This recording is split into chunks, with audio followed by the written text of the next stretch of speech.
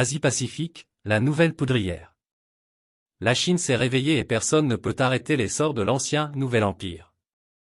En 1973, Alain Peyrefitte avait écrit dans son livre « Quand la Chine s'éveillera, le monde tremblera, quand la Chine se réveillera, le monde tremblera ». La Chine s'est réveillée et personne ne peut arrêter l'essor de l'ancien Nouvel Empire. Ils n'ont pas oublié ce que les Anglo-Saxons et les Japonais leur ont fait dans le passé. Les Chinois sont des gens très sages et calmes. Ils ont été l'une des civilisations les plus avancées de notre planète contrairement aux États-Unis qui sont très jeunes.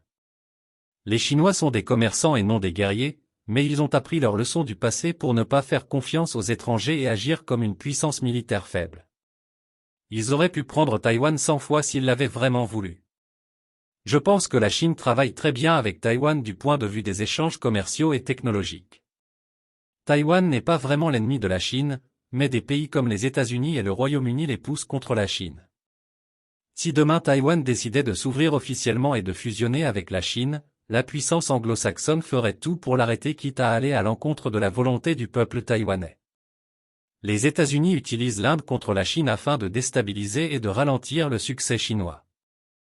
L'Inde a ses propres problèmes internes avec la corruption et la pauvreté. L'Inde s'est également développée en tirant parti de l'inquiétude des pays occidentaux concernant le nouvel empire chinois en plein essor. La Russie apparaît plutôt comme un spectateur passif-agressif des changements qui s'opèrent dans le monde.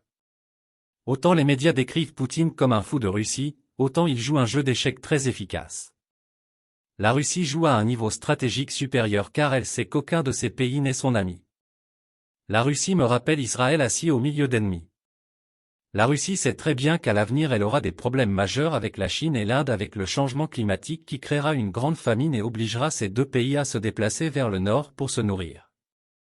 La partie orientale de la Russie est très peu peuplée en raison du climat mais de futures terres agricoles, elle pourrait devenir une bouée de sauvetage pour ses voisins.